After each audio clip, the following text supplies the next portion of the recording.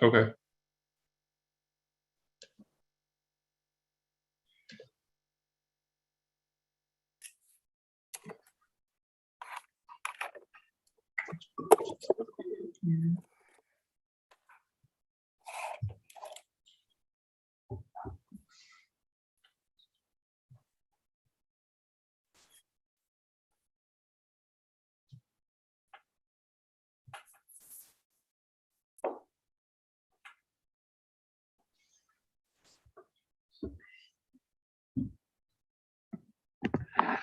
Okay.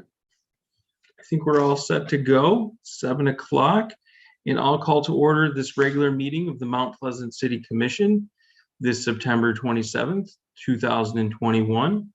And we'll stand for the Pledge of Allegiance.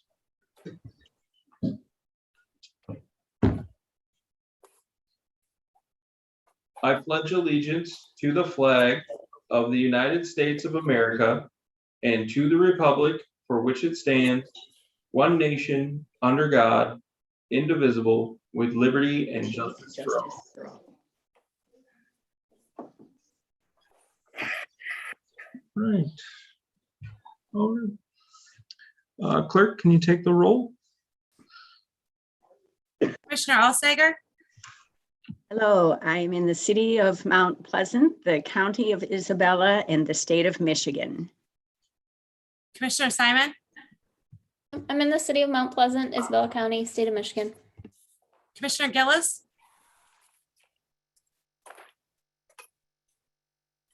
Mount Pleasant, Isabella County, Michigan. Commissioner Ronan? City of Mount Pleasant, the county of Isabella, and the great state of Michigan. Commissioner Tolas? City of Mount Pleasant, Isabella County, state of Michigan. Vice Mayor Perschbacher? I'm in Mount Pleasant, county of Isabella, in the state of Michigan. Mayor Joseph? I'm in the city of Mount Pleasant, the county of Isabella, and the state of Michigan. Okay. Looks like we have everyone here tonight. And I just would like to, just before we start off, Commissioner Gillis wasn't here last week, and I'd just like to give our condolences to you and your family for your loss. Thank you, Will. To start off tonight, we do have a proclamation for the Mount Pleasant Hall of Fame, Bowlers Hall of Fame Day. And so I'll read our proclamation that we do every year. Whereas the Mount Pleasant Bowlers Hall of Fame was created in 1984 to honor those persons, bowlers, proprietors, and sponsors who have contributed to the game of bowling. And whereas candidates for this honor may be bowlers, proprietors, or sponsors and have been a member of either the Mount Pleasant Women's Bowling Association or the Mount Pleasant Men's Bowling Association or the Mount Pleasant USBC and have individually performed through bowling ability, promotion, or other outstanding acts for 15 years or more. And whereas selections for induction into the Hall of Fame are made on the basis of character, sportsmanship, personality, leadership, and dedication and achievement. Now, therefore, I, William L. Joseph, Mayor of the City of Mount Pleasant, do hereby proclaim October 10th, 2021 as Bowlers Hall of Fame Day in Mount Pleasant and extend congratulations to the newest members of the Mount Pleasant Bowlers Hall of Fame, Andrea Barber, Joe Byrne, Scott Campbell, and Aline Chapman. In witness whereof, I hereunto set my hand in the great seal of the city of Mount Pleasant, Michigan, this 27th day of September, 2021. I don't think we have anyone. Do we have anyone with us from the Mount Pleasant Bowlers? I'm not sure, Mayor, if anybody, it looks like the person on the phone has raised their hand. So I think they may be with the Bowlers Association. So I will move them into the meeting so they can make a couple comments if you're okay with that. Yeah, that'd be great. Okay, if you're at the number, the telephone number that ends in 3652, you should be able to hit *9 and unmute and speak. Yes, can you hear me? Yes, Yep. we can. Yes, this is Jerry Fountain with the Mount Pleasant Bowling Hall of Fame, and I appreciate the proclamation again for our Bowling Hall of Fame on October 10th. All right. Well, thanks, Jerry, and I've always appreciated your organization's contribution in the sport of bowling. When I pick up the proclamation, I'll leave 2 tickets. 2 people from the city, whoever you select, it would be great if you wanted to come to the banquet. Okay. Thank you. Okay, thank you very much.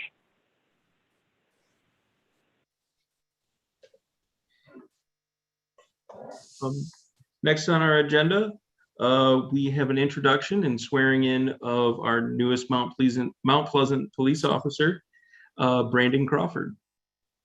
And I believe Director Loria will be doing the swearing in.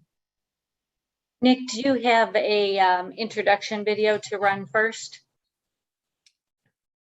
I do, running that now. Okay.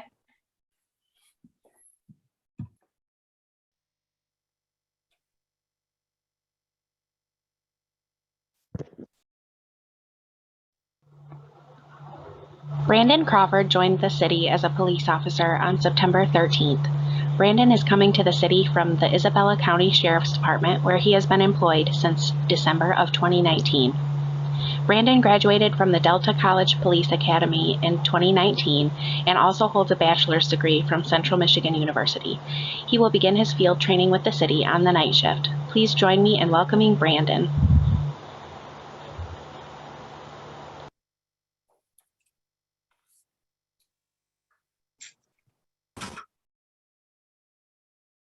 And now, Paul, if you're ready, you can do the swearing in. I am ready. Thank you. Okay. Brandon, can you turn on your video?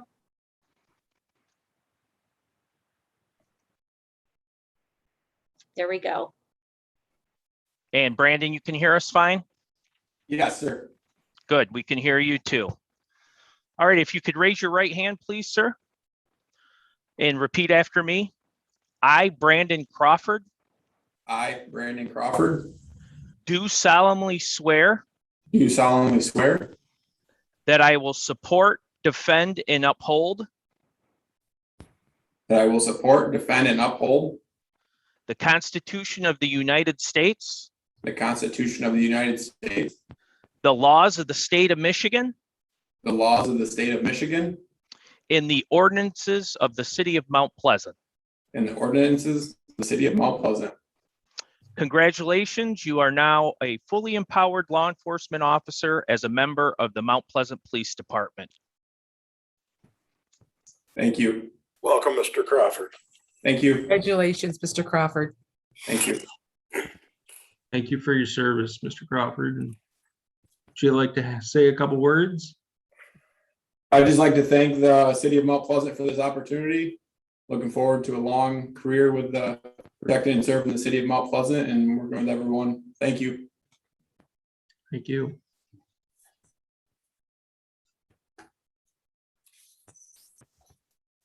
Okay. All right. Well, that brings us to the next item on the agenda, which is any additions or deletions to the agenda tonight. I don't see any hands up. And so at this time, we'll open up public input on agenda items. And this is the time for the public to address any items that are on the agenda tonight. If you're with us by Zoom, you can go to the bottom of your screen and hit the raise hand button. Or if you're with us by telephone, you can hit *9 and that will raise your hand. We do ask that you state your name and your address for the record. Manager Ridley, did we have any email comments to the commission? We had one that was received by the clerk's office, Mayor, if you'd like me to go ahead and read it. It is a communication from Cindy Kalazewski, who's the business manager at the Sacred Heart Parish, and Father Lauren Kalinowski, who's the pastor. And they are writing regarding the special assessment 1-21. To Mayor Will Joseph and the City Commission, Sacred Heart Parish of Mount Pleasant is asking the City Commission to reject the city manager's recommendation to proceed with resolutions 3 and 4 for Special Assessment District 1-21. Sacred Heart adequately lights its buildings and premises to maintain a safe environment for our students, employees, and parishioners. We worked closely with the Mount Pleasant Public Safety in 2019 and 2020 to implement a comprehensive safety plan, and outdoor lighting was never identified as a safety issue which needed to be addressed. We have had no complaints or reported incidents related to the lighting of our property. We question why the pedestrian lighting of Illinois Street is a high priority and worthy of $100,000 of lighting improvement expenditures when there are only 2 homes in this section of Illinois. If those attending school parish activities are excluded, the number of pedestrians walking down the strip of Illinois after dark is minimal. We maintain there is little need for additional street lighting in this neighborhood, and this project is merely for beautification purposes. The city's capital project special assessment policy regarding sidewalks states, based on the community-wide benefit of encouraging pedestrian travel and safety, new construction has been funded 100% by the city since 2008. Since sidewalks are deemed to provide a community-wide benefit, why is Sacred Heart Parish forced to pay approximately $22,000 for pedestrian street lighting, which also provides a community-wide benefit? This is taxation without representation, repackaged as a special assessment. Sacred Heart Parish is a nonprofit 501c3 organization exempt from federal and Michigan taxes. We firmly believe that this pedestrian street lighting project is not needed and argue that Sacred Heart Parish should not bear any cost to the project. Thank you for your consideration of our request. Respectfully submitted. And so that was the only communication that was provided in writing, Mayor. Thank you, Manager Ridley. I don't see any hands up in the attendees section at this time. So we'll close the public input on agenda items, and we'll move to our receipt of petitions and communications. And I'll hand that to Manager Ridley. We just have 3 items in this section of the agenda tonight: the report on pending items, and the June minutes of the Principal Shopping District Board, and the August minutes of the Planning Commission. Okay, thank you. Next, we have our consent calendar. Are there any items that need to be removed from the consent calendar this evening?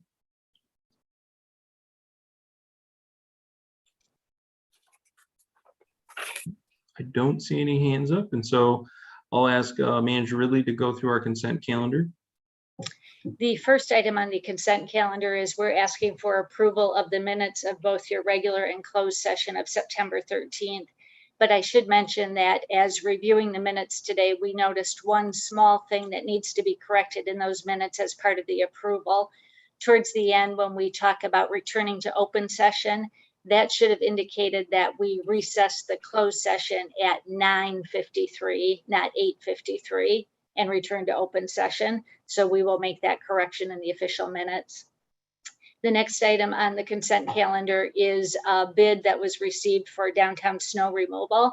And you'll recall this is an annual process for hiring a contractor for the snow clearing and salting of the sidewalks around the city-owned parking lots in the downtown area. We did send the bid out earlier this year, but we still only received one response to the bid specifications. It was from Green Scene Landscaping, who provided the service last year and completed the work well. Once we worked out the initial expectations, you'll recall we felt some of our wording may not have been as clear as it should have been on the first snowfall, but that was corrected for the remainder of the season. Their bid prices are $660 per snow removal and $770 per salting event. And like last year, the work will be coordinated between the street department, the downtown development director, and Green Scene. So we recommend award of the bid as presented, and that was also reviewed by the Principal Shopping District Board and recommended. Next, we're recommending an amendment to our contract with Consumers Energy. Our staff recently met with some representatives from Consumers Energy to review our billings. And based on our pattern of usage at the water plant, Consumers has recommended that we move to a different rate plan, which would save approximately $1,200 per year. So we recommend the commission authorize the mayor and clerk to sign the contract amendment to move to that other plan. The next item on the consent calendar is, as you know, the Economic Development Corporation was created to help market and recommend for sale different properties that were owned by the city. And there are 3 properties that are currently titled in the name of the Economic Development Corporation, but they really don't have any economic development potential for resale. So we have recommended that those be titled in the name of the city of Mount Pleasant, just to clear up any uncertainty about those. And the 3 locations are the parking lot north of the Borden building. There's a small piece of land near the DPW building that has a cell tower on it. And then the 3rd piece of land is the detention pond in Industrial Park North. The EDC has approved the transfer of these parcels to the city, and we're recommending that the city accept ownership of them. I should mention to you that the detention pond in Industrial Park North may have a little bit of excess land there that could be used by the adjacent property owner, but the only value would be to that adjacent property owner. So due to the limited nature of that, if a request came forward for that, we would merely take that to the property committee and then bring it to the full commission. But there's really not a reason to have the EDC try to market that and consider offers on it. The next item on the consent calendar is a contract extension with our third-party administrator who does the processing of our health, prescription drug, and dental claims for our employee insurance self-funded program. And based on a review of their performance and the desire not to switch firms needlessly, we're recommending a 3-year extension to their existing contract because we've been pleased with their services. The fees would only increase by $1,000, in the first year, which equates to about a 1.25% increase. And there would be no change in the fees in year 2 or 3. So we're recommending you authorize the mayor and clerk to sign the extension. And speaking of extensions, the second to last item on the consent calendar is Rio's Happy Tree was recently granted a conditional recreational micro-business license at 1012 North Lansing. And like some of our other marijuana operations, they plan to complete renovations to the building and make site improvements to make it appropriate for their use. And so they are therefore requesting an extension of the time period in which to apply for the phase 2 license from the state, because the current regulatory agency rules desire that the phase 2 license be filed within 30 days of when the inspection would occur. And as you know from previous requests, the ordinance allows the city commission to grant such extensions for just cause. And so we're recommending you approve the resolution as presented, which would provide Rio's Happy Tree up to 12 months to complete the work and apply for the phase 2 micro business license from the state. And lastly is the approval of payrolls and warrants. Thank you, Manager Ridley. Commissioner Tolis? Yeah, I'd like to make a motion, but before I make that motion, I have one correction. I didn't get my hand up fast enough, which would be during the regular meeting under announcements on city-related issues and new business. I talked about that wood chipper, and it says the wood chipper previously traded for just over $5,000 is now listed on an auction for sale. We approved the purchase of the new chipper, but did not accept the trade-in valuation, which I think was $5,200. The city put it on a J&J auction website last week, and it brought $24,500. So I'd like that correction to be made. And then I will make a motion to accept the consent calendar as presented, please. Thank you, Commissioner Tolis. And Heather, did you get that correction? Okay. And Commissioner Gillis? Second. Okay, we have a motion and a second for the consent calendar. Any discussion tonight? I see Commissioner Tolis and Gillis have their hands up. I'm sorry. That's okay. There we go. All right. I don't see any other hands up. And so at this time, we can go to a roll call vote on approving the consent calendar as presented. Commissioner Ronan, Yes. Commissioner Alsager, Yes. Commissioner Tolas, Yes. Commissioner Gillis, Yes. Commissioner Simon, Yes. Vice Mayor Perschbacher, Yes. Mayor Joseph. Yes. Motion carries 7-0. All right, motion is carried. Tonight, we do have a public hearing. It's on the industrial pretreatment program and sewer ordinance amendments. Mandarelli, would you like to give a brief overview? Sure. In 2018, we were notified by Eagle that we needed to implement a comprehensive industrial pretreatment program to protect the city's water resource recovery plant and also ultimately to protect the Chippewa River. And so we hired Fleece and Vanderbrink to do the surveys and the research and develop the plan in compliance with the EPA and the state requirements. As reported to you last month, the plan is complete and City Attorney Mike Homier has drafted the appropriate ordinance amendments for implementation of the plan. And I think it's important to remember that these requirements only apply to the non-domestic users that are attached to our sanitary sewer system. And currently we know of only one who will need to adhere to some of the pretreatment requirements, and they also are aware of that. Any others would be identified either through the surveys that we do or from future building permits. And the goal is to protect our processing system from harsh waste that could create harm to the processing. And in some instances, the non-domestic user may decide to pre-treat their own waste before it enters our system.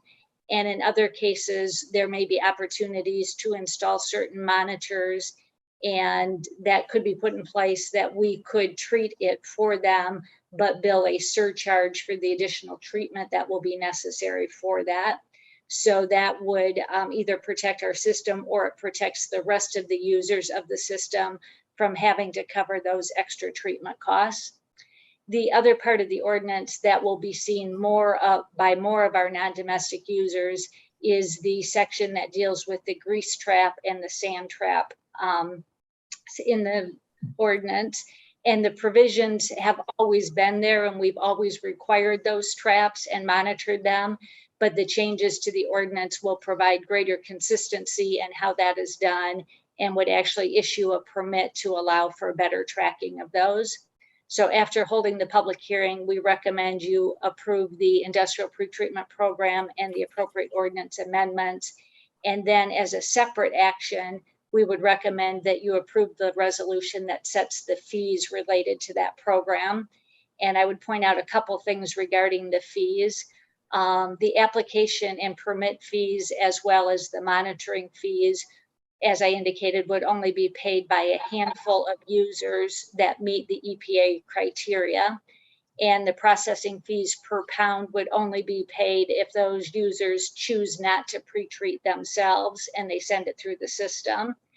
And then lastly, for the grease sand permit fee that we're recommending, you'll notice that we are recommending that not be implemented until 2023, as we realize many of these smaller type businesses may have been impacted by other COVID type challenges. And so we feel like we could put off charging those permit costs for 2 years. So as I indicated, as a separate motion, we recommend you approve the resolution that would be slightly amended from what's in your packet to make it more clear that that grease and sand trap permit fee would not be effective until January of 2023 instead of immediately like the rest of the fees.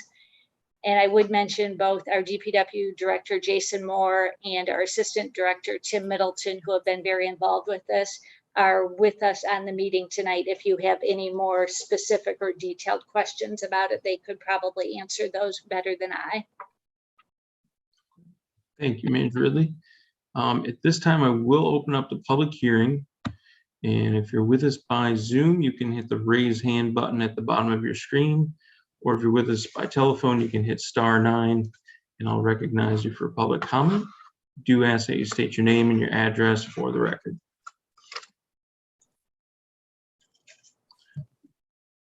I see that Deb Carey has her hand up. Deb, you should be able to speak now.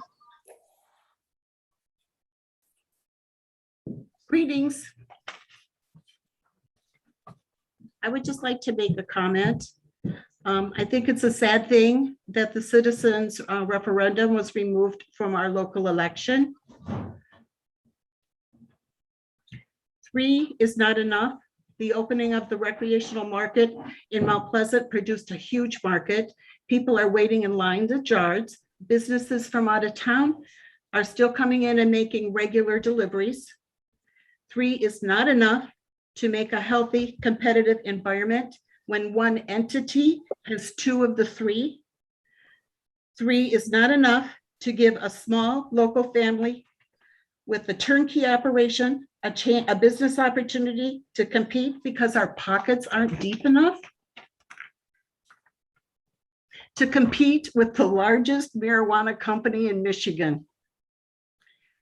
3 is not enough for Mount Pleasant to get the greatest benefit of that 15% for each dispensary operating from the state tax and fees, projected to be up to $75,000 next year. That could be $750,000 if there was 10 operational dispensaries. 3 is enough, wronged the citizens by robbing their opportunity to change local legislation that after 2 years needs to be updated. They didn't do this to protect the citizens from a misleading ordinance. People knew what they were signing. They did it because they didn't want competition. And I must say their timing was impeccable. The day before the ballot was to be printed. This is an unprecedented maneuver. I'm begging for you to do the right thing, protect the rights of the citizens to be heard, if not to vote, but at least to speak. Do not remain silent on this interference in a local election by 2 out-of-town lawyers. Isn't that outrageous? Do I hear a motion to open discussion to change the number of recreational ordinances? As instigators of the Safer Mount Pleasant, we chose 10 for a reason. There's 7 applicants on a waiting list that were already vetted by the select committee.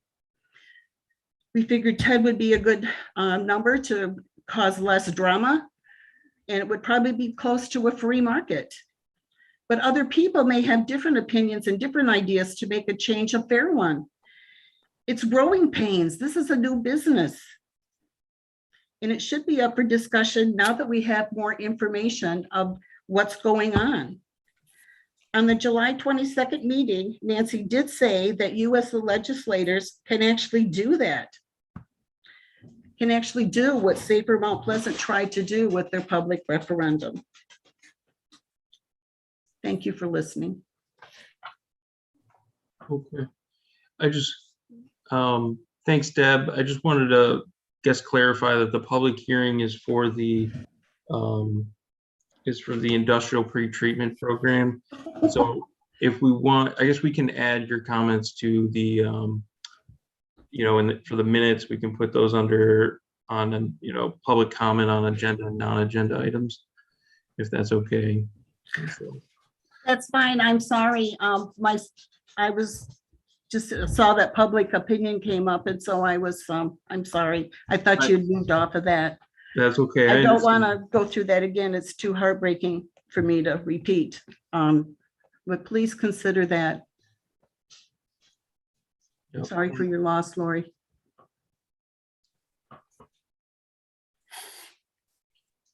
Okay. Manager Ridley, did we have any emailed comments on the pretreatment program? No, Mayor, we did not. Okay.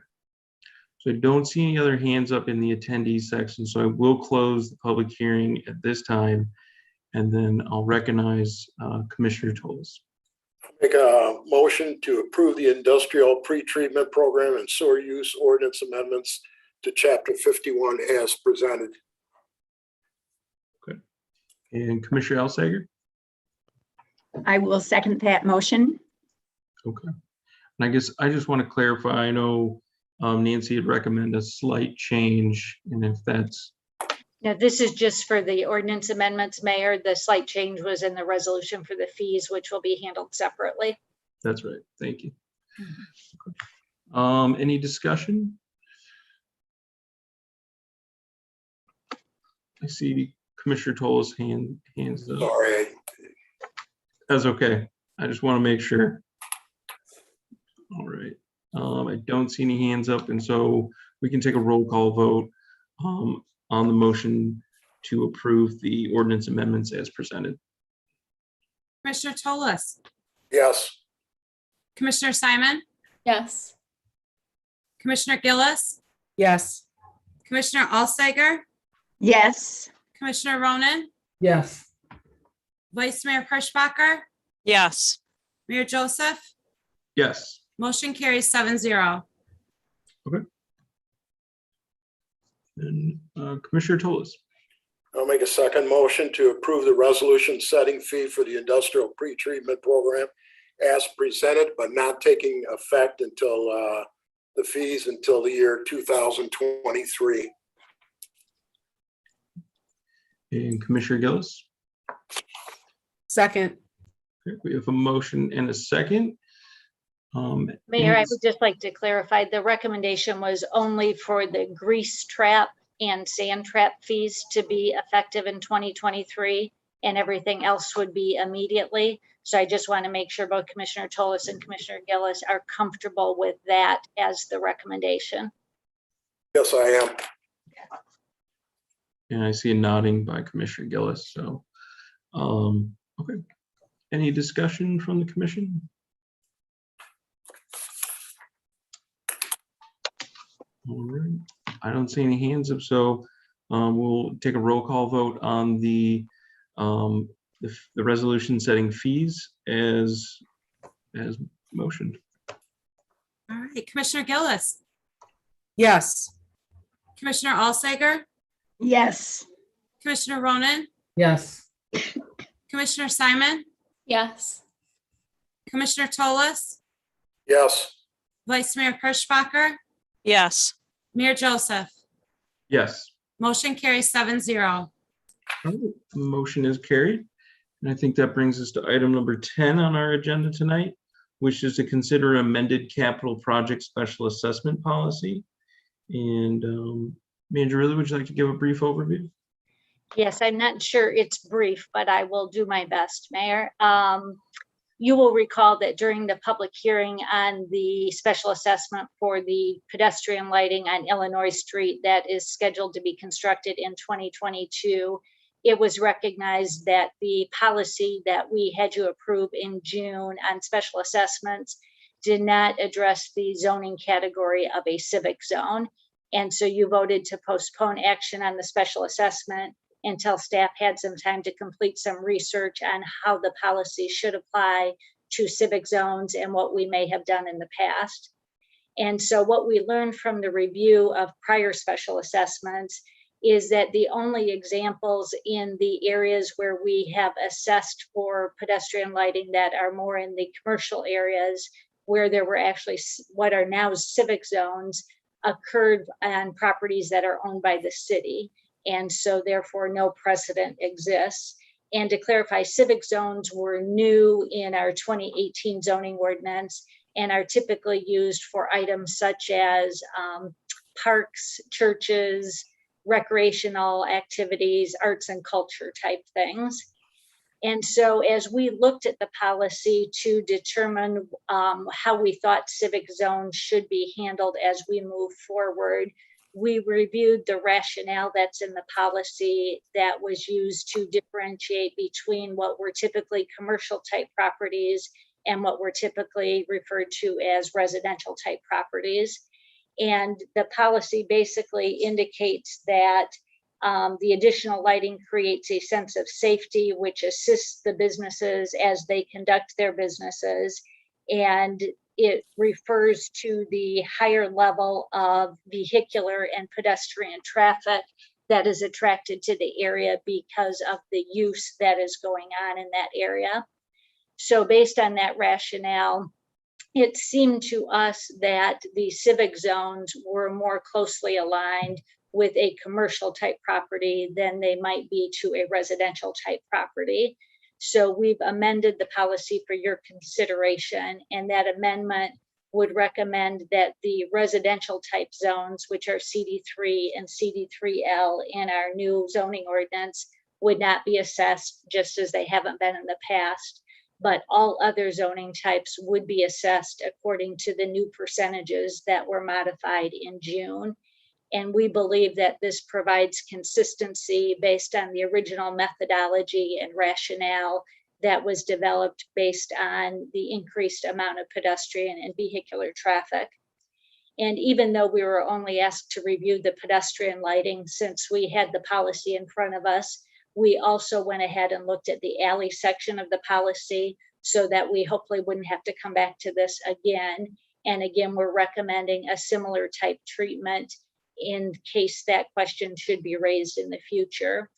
So based on one of your questions that was raised at that meeting, I should mention that it, I'm sorry, I was going off to the next topic. So we have the policy before you with our recommendations about how those civic zone properties should be handled as we talk about special assessments. And I think the important thing to remember is this isn't just about this project for 2022.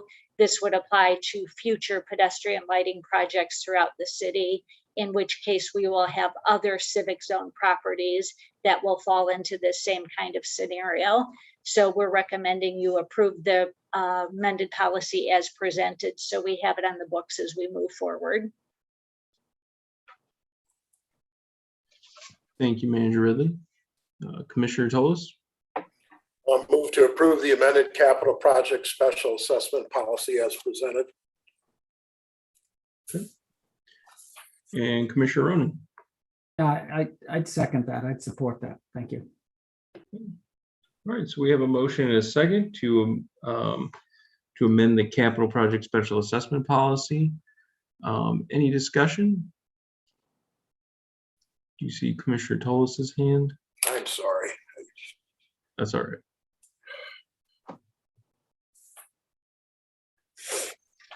All right. I just want to thank staff for looking into this. And the justification I find that they have is sound. It makes sense, and they feel it's a strong justification. And so I will be supporting the amended policy tonight.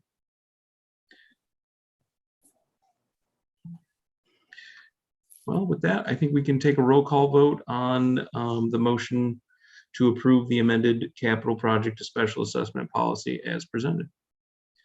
Commissioner Simon, Yes. Commissioner Gillis, Yes. Commissioner Toles, Yes. Commissioner Alsager, Yes. Commissioner Ronan, Yes. Vice Mayor Hirschbacher, Yes. Mayor Joseph. Yes. Motion carries 7-0. All right, motion is carried. Next on the agenda is item number 11, which is to consider resolution number 3 to proceed with improvements, and to consider resolution number 4 to accept the special assessment roll and to set a public hearing for October 11th regarding the special assessment roll. And this is regarding the pedestrian lighting on Illinois Street. We've talked about this a couple of times, but did you have anything to add, Manager? Just a couple additional pieces of research we've done since your postponement, because as you'll recall, this was both resolution 3 and 4 were postponed at your August 25th meeting. And the rationale in the postponement was for a review of the zoning, which we just addressed by the action you just took. But also during that discussion, some commissioners did raise questions about the amount of light that currently exists in that area and the level that will exist after the pedestrian lights are installed. And so we included 2 maps in your agenda packet for you. One that shows the measurement of the current foot candles that was measured at night with the measuring device that we have. And the foot candles on the sidewalk area range anywhere from 0 foot candles to 0.90 foot candles. And then the second map shows that the foot candles with the pedestrian lighting will range from 0.5 foot candles to 2.0, depending on how far away from the pedestrian light that you might be. Staff who had visited the area after dark strongly recommend the need for this increased lighting. And we're hopeful that some of you were able to take an opportunity to visit the area yourselves, as we recommended that you might want to do. Some of the other objections that were raised related to the placement of the poles in the sidewalk area. And the placement will be consistent with how they're placed in other downtown areas, and other property owners have been able to appropriately complete their snow removal. But as I mentioned in the memo, we do have some flexibility in the exact placement of the poles by maybe a foot or two. And we could work with the property owners to make small adjustments if needed to address their individual concerns. There was also a concern raised about tenants. And again, that has had, that impact will be no different than in other areas of the downtown. And we can add shields to the lights if that's needed. And then the last issue that I believe was raised is the fact that our public safety department did a safety review over the last couple of years, and lighting was not raised during that safety review. And our understanding of that safety review was that it was focused on, the review was focused in regard to threats, to potential threats to students and staff during the school day, and what was needed to address those kind of potential safety problems. So that's what we felt the purpose of that safety review was that we participated in. So based on the goal to increase pedestrian lighting throughout the city and the background information that we provided to you tonight, we recommend that you move forward with approving Resolution 3, which would set the public hearing on the assessment roll. And then resolution number 4 would say that that public hearing is on October 11th. And these two resolutions take a simple majority to pass to move on to the public hearing standpoint. But I should point out that the final resolution that you would consider after the public hearing would require 5 affirmative votes for the project to move forward, because of the fact that we've received written objections from more than 50% of the property owners. So your action tonight takes a simple majority. Your action after the public hearing would take 5 affirmative votes for the special assessment to move forward. So with that, I would be happy to answer any questions that you may have. Thank you, Manager Ridley. Commissioner Ronan? Yeah, I'd like to thank the city for the thorough review they had. My question is, if we make a motion, can we make a motion for both 3 and 4 at the same time? Yes, you can. Yeah, okay, well, I'd like to make that motion then for both 3 and 4 to be approved as presented. Okay. Commissioner Simon? I'll second that motion. So we have a motion and a second to approve resolutions 3 and 4 as presented. Any discussion? Commissioner Alsager? Thank you. I did not visit the area at nighttime, but I did visit it during the day. And I guess the nice lighting that's on Broadway and on Michigan makes a lot of sense to me. I guess it doesn't make quite as much sense as we get farther south from downtown. So that's my comment.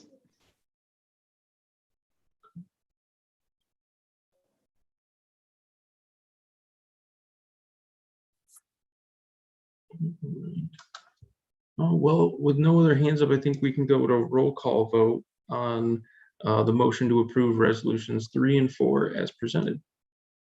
All right, Commissioner Alsager, No. Commissioner Ronan, Yes. Commissioner Simon, Yes. Commissioner Tolis, No. Commissioner Gillis, Yes. Vice Mayor Hirschbacher, Yes. Mayor Joseph. Yes. Motion carries 5-2. Okay. All right, the motion is carried.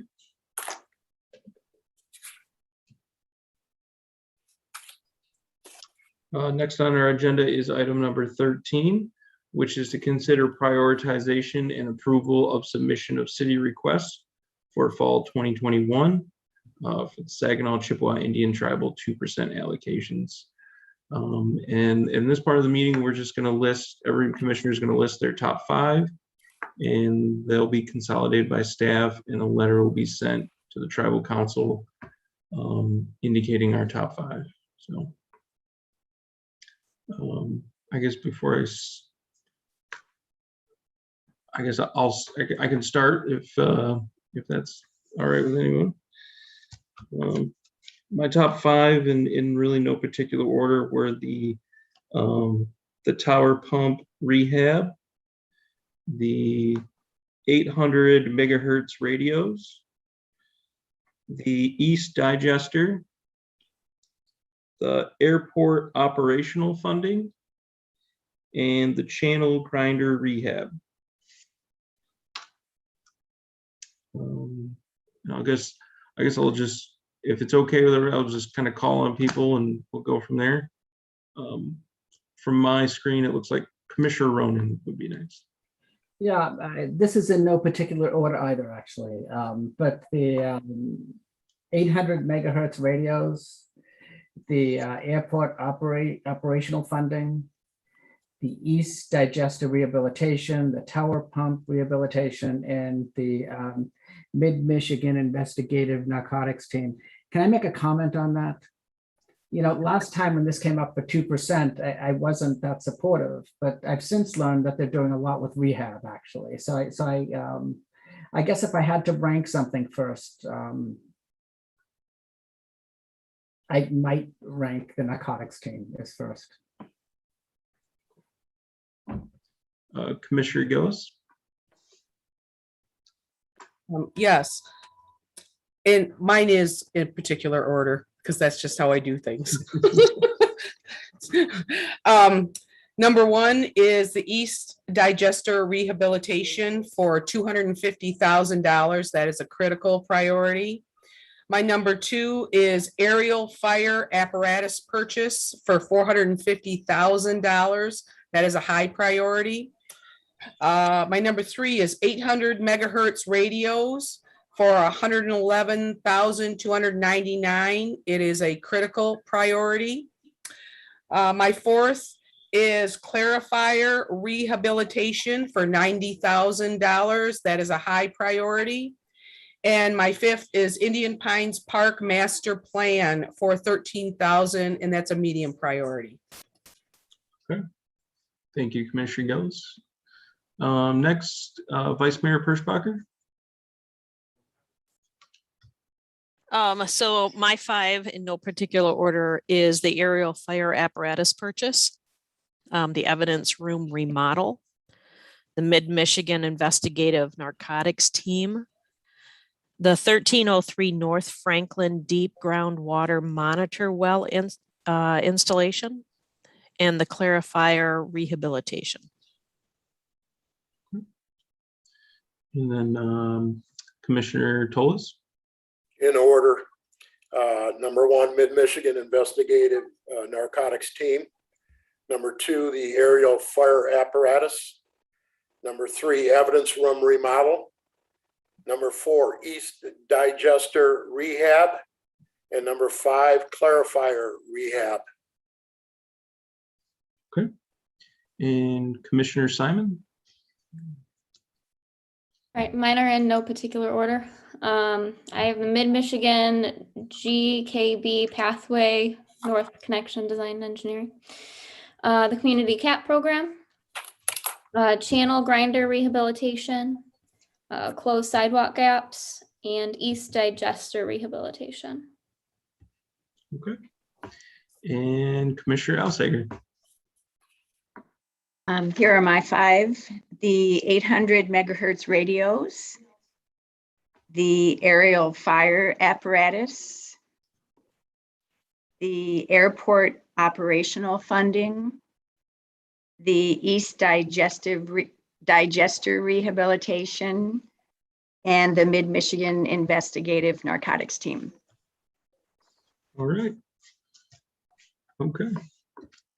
And I just want to thank staff for putting those requests together. It's a lot of work. And also to Saginaw Chippewa Indian Tribe, who has been so generous over the the past years to fund many of our requests. Next on our agenda is to consider the sale of property in Industrial Park South. And I'll let Manager Ridley maybe give a brief overview. And Yes, the city owns a piece of property in the Industrial Park South area where our detention pond exists, and that's a detention pond we recently expanded. And we were recently contacted by the adjacent property owner, Mr. Jarman, and he had a request to buy a strip of land from the city so that he could put in an access drive to more readily access his easternmost part of his land that he owns. The property committee has reviewed the request and is recommending that the city sell Mr. Jarman approximately a 30-foot wide strip for the entire length of the parcel. The actual amount to be purchased will be determined by a survey that will be completed, and the cost of that survey under this purchase agreement would be split equally between the city and Mr. Jarman. And the purchase price would be based on the actual acreage upon the completion of that survey. It's estimated that it will be approximately 0.69 acres, but we'll know the exact amount after the survey. And the price to be paid would be applied at $17,660 per acre, which is the estimated value based on our city assessor. So we recommend you authorize the mayor and the clerk to sign the purchase agreement as drafted by the city attorney and has been agreed to by Mr. Jarman. thank you, Manager Ridley. I'll recognize Commissioner Tolis. Yeah, I'd like to make one quick comment. I was on that committee with Commissioner Alsinger and Mayor Will Joseph, and we spent quite a lot of time on this. First, I think Mr. Jarman was buying either 5.54 or 0.58. Then we went back to him with a counter offer to buy the whole thing, which wound up being 1 point something. And then we had to find out and go back and look. And I think we're looking at aerial pictures of this and not the true description of it. And it wound up being that we could only sell about 30 foot between his property and the retention pond, which I think is a win-win situation for the city because it's no value to the city and the only value would be to Mr. Jarman. Again, a manager really said it was want to be somewhere around 0.69 acres, which the assessor assessed the fair valuation at $17,660 per acre. I think this is a no-brainer for the city, and I would make a motion to move ahead and with the sale of this property to Mr. Jarman in Industrial Park South. Commissioner Alsager. I second the motion to authorize the purchase agreement. Okay. And I would like to add, I'm just glad that we ended up in a place where this is going to benefit Mr. Jarman's business and be able to put in a driveway that he wants to do before winter time.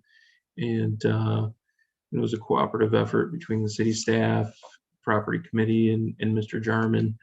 So, I think that's the goal, is always to help our businesses when we can, and it will benefit him. So any other discussion? All right, at this time, I think we'll take a roll call vote on the motion to authorize the mayor and the clerk to sign the purchase agreement with Pat Jarman for land in Industrial Park South as presented. Commissioner Tolis, Yes. Commissioner Ronan, Yes. Commissioner Gillis, Yes. Commissioner Alsteiger, Yes. Commissioner Simon, Yes. Vice Mayor Hirschbacher, Yes. Mayor Joseph. Yes. Motion carries 7-0. All right. Motion is carried.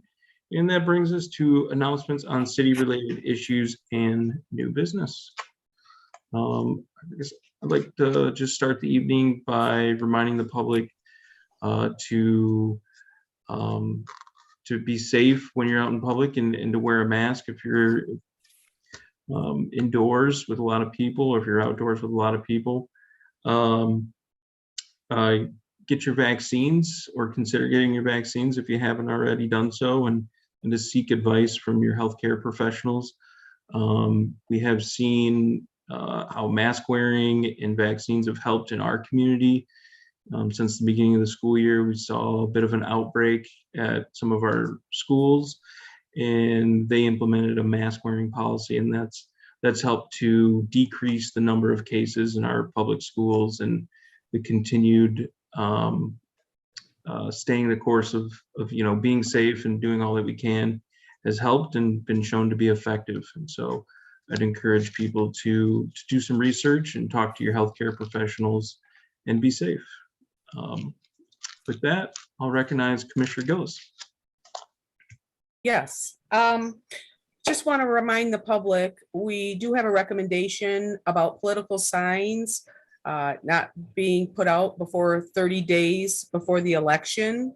So I know a lot of people are getting on gung-ho on that, but just as a reminder, we try to limit some of that political signage to, like I say, 30 days before the election. It is a freedom of speech issue. So I think it went up to the Supreme Court here in Michigan.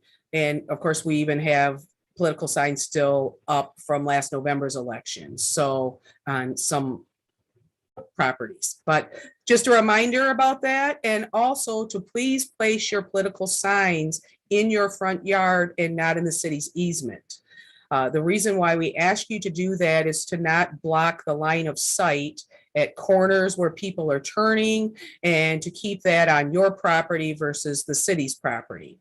So I appreciate your help with those issues if you could. Also want to give a shout out to our Public Works team who did brush pickup last week, did an awesome job. This is something myself and former Mayor Jim Holton worked on during my second year, and we were able to get commission agreement to try this as a pilot program, and it has been successful ever since. We have had the tribe help us out with 2%, and we have 150 community members or homeowners, landowners that can use this service both in the spring and in the fall. It was one of the things that helped me be able to look into the blight ordinance also, because I think this helps when we serve the community like this and give them access to getting rid of their limbs and their trees that have came down. I think that's the best thing we can do. And obviously it's a very rewarding program, because within I think the first 2 days, all the slots were filled. So we are getting that blight or the tree limbs and the stuff that is stocked behind our garages or our sheds out into a better place rather than our backyard. So I appreciate community members doing that. And also, like I say, thank you, Public Works and the team. You did a fine job once again last week to help with that issue. Also, as another reminder, COVID vaccines are available at health departments and most of our local pharmacies, CVS. It is no cost to you, even if you don't have an insurance, it can be free. Please, if you're still reluctant to take your vaccine, talk to your healthcare provider. We will get through this if we all can come together. Of those of you that cannot take the vaccine, please wear your mask. As I've said before, wear a mask today, save a life tomorrow. And that is true. So please help us out, get through this pandemic. We are still in a pandemic. And I want to thank you for the condolences from staff to myself. I appreciate you reaching out to me, and it was very heartfelt. And so thank you for that.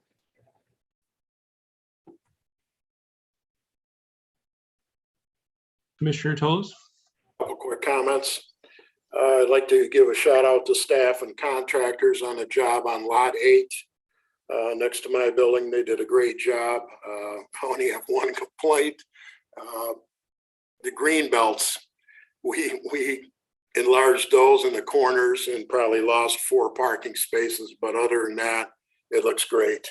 And my second comment is on the State of Michigan Court of Appeals.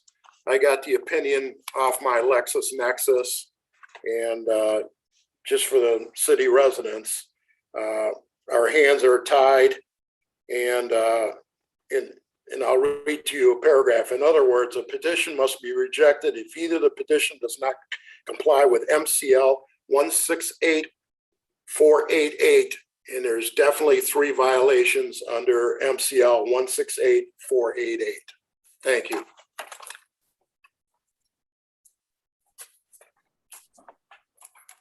And Commissioner Elsager. Thank you. I just would like to add my voice to the 2 that already spoke in favor of our community really trying to increase our numbers that are vaccinated so we can really fight this pandemic. Thank you.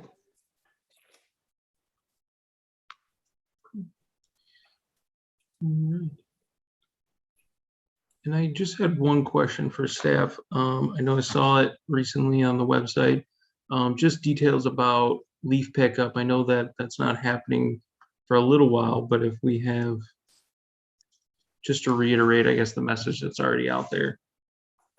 The first week that we will be picking up leaves is the week of October 25th. And so we ask that people not rake leaves into the street until that time period. And then I believe we do it every other week after that. But I'm going from memory on that, but I'm pretty certain October 25th is the first pickup.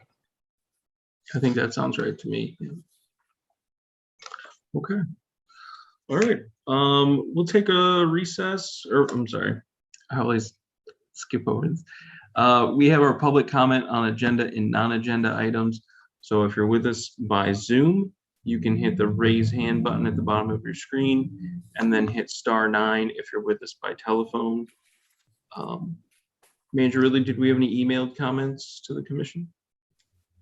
No, Mayor, we do not. Okay. I do see that Deb Carey has her hand up.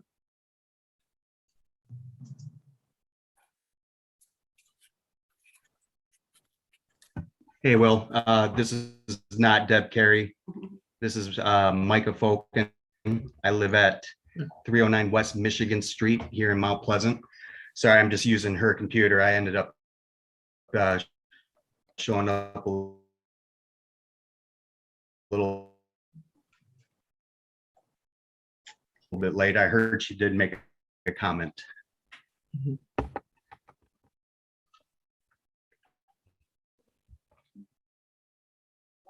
Hello? We can hear you, Micah. You're kind of coming in a little bit in and out. Okay, is that better? Yeah, seems like it. Okay, yeah, sorry about that. That's all right. I don't know if you catch my head, but I'm Micah Folken.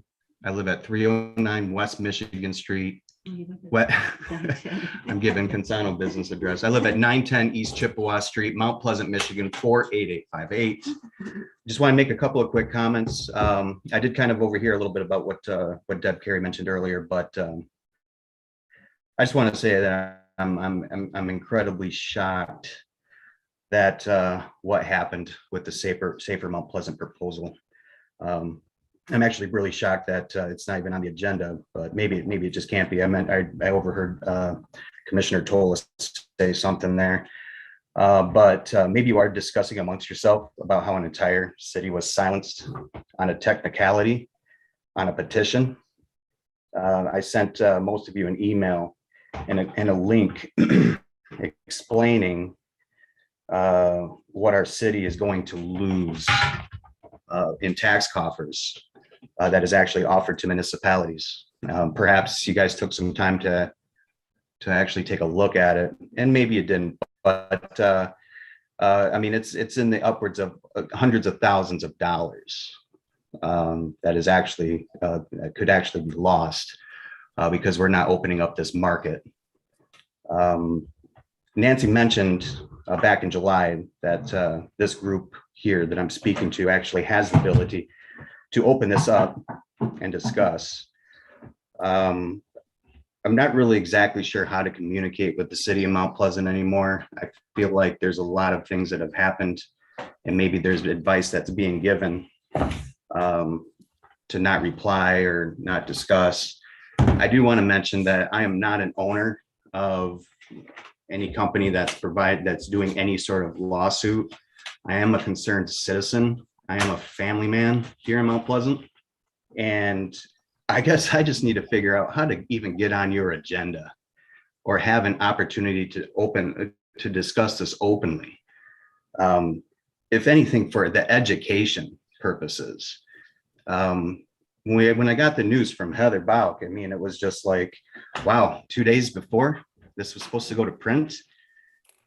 This was approved back in July. We didn't even have an opportunity to fix the issues that Tolis mentioned earlier.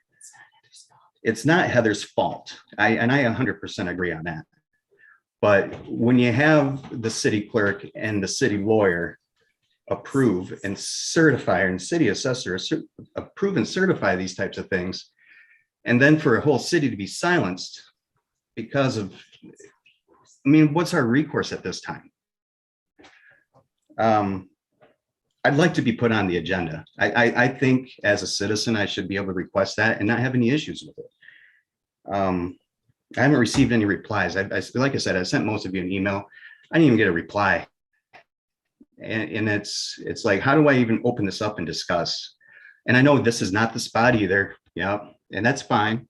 But I want the city to know, I want the citizens to know that there is a lot to be lost because of the decisions that have been made.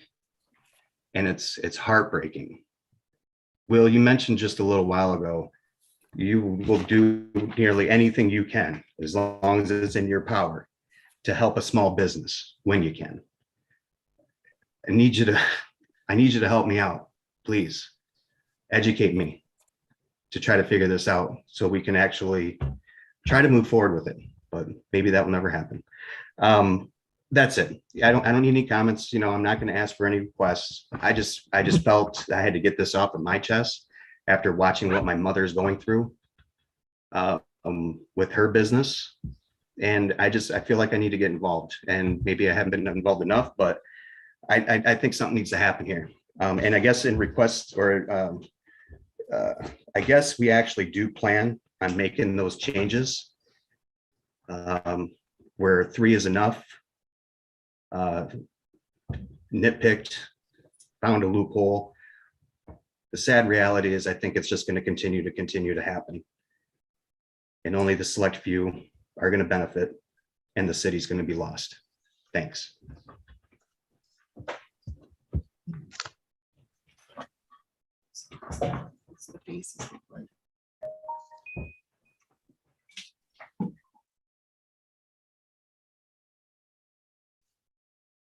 All right, I don't see any other hands up for public comment. And so at this time, I will close public comment on agenda and non-agenda items. Tonight, we do have a work session regarding the ad hoc committee's report on local businesses. And so we'll take a recess for about 5 minutes, and we'll reconvene at 8:13 on my clock. I have 8:08 now, so we'll see everybody in about 5 minutes.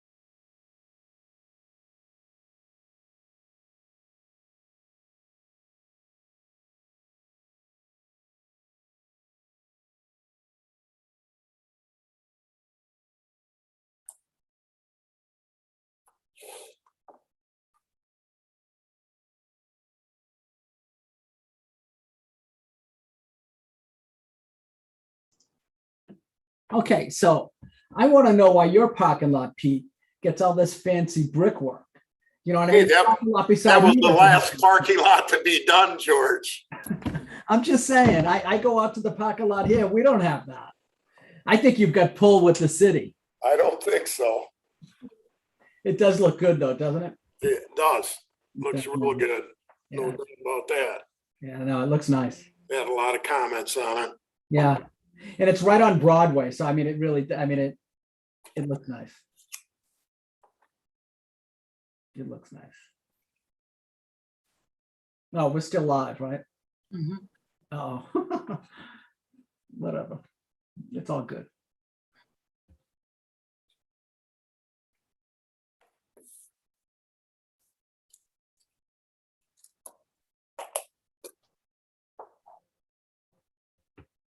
Parking lot envy, you know, I don't know, whatever. Mayor, it looks like you have everybody back. All right, so we are reconvened for our work session.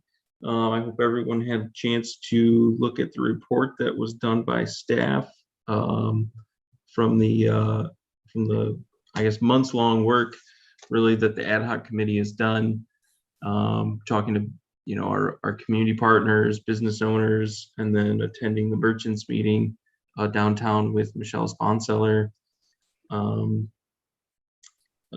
Obviously there's rooms for questions and look for what we would do for our next steps. Nancy, did you have any overview you'd like to highlight? No, as you said, I think the summary report gives a pretty good overview of the work that was done and what the committee heard as we talked about, as we debriefed from those meetings. And under the recommended next steps section, what we're looking for tonight is to know whether there's enough commissioners who are interested in those next steps that we could devote some staff time to some research on those to bring back some recommendations to you on how to address those primary things that we heard. So we're not looking for approvals tonight. Obviously, it's a work session.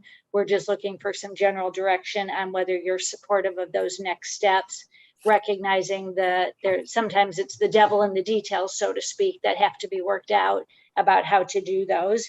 I should mention that the second bullet under recommended next steps about updating the city website with information on the economic partners has already been completed.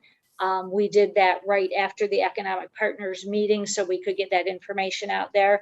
So that one has been completed, but the other bullets in that section of the agenda are the ones that we're looking for some feedback on before we spend too much work. But other than that, I would defer to the mayor and Commissioner Tolis and Commissioner Ronan, who were the ad hoc committee members, if they have anything else to add before you start your discussion. Sure.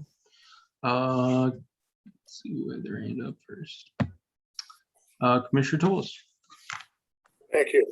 I think our meeting was well worth it, and I talked to Commissioner Ronan, and I hope that this can continue in the future. I think it's very helpful. I think we went over quite a few things, and as I've brought it up before, that I had to talk to 5 or 6 business people that were against keeping Broadway closed. And I think this point was definitely made at the meeting by most of the business people that appeared there. And just like I said before, if while it's being closed, really don't have to close it. We can put extra picnic tables out, give extra seating to the business people, but then keep the flow of traffic going. And I think this is something that the business people brought up and wanted to address pretty soon. And that's why I'm bringing this point up for the rest of the commissioners that weren't at the meeting. The city manager was there, Mayor Joseph, Commissioner Ronan, and myself. And I think there was Michelle Sponseller was also at the meeting. And I just think you got a true vision and true opinions of what the business people were trying to bring out. That I try to refer back to the city commission here many months ago, and I just couldn't get it done.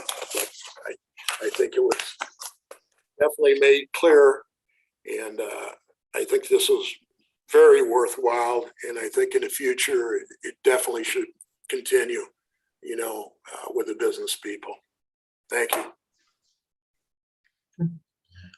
Commissioner Ronan.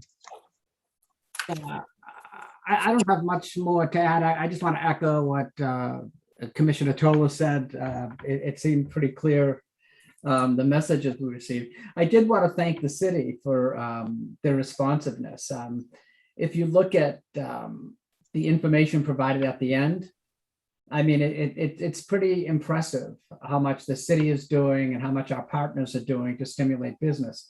I guess because I always complain about stuff, I guess if I were going to argue about something else, I'd say, hey, it would be great if we had like an infographic or something that organized it all or something like that. But I mean, I think having this information available to residents, I think is just a great idea. And meeting with the Small Business Association, the Chamber of Commerce, and really, MDEC and, some of the other groups, Erin and her team at the Central Michigan University Research Center. I mean, getting all these people to work together, I think the city has a role to play. And I think that was interesting. And I think the more we have these partners working with us, the easier it's going to be, because the city can't do it all. If we rely on some of these partners, it'll help a lot. Petro's take, so I was just at a conference, this MML thing, and the number of people who did social districts was huge. And I talked to a bunch of them. I think what I heard from the businesses here is that they weren't a fan of closing down the street.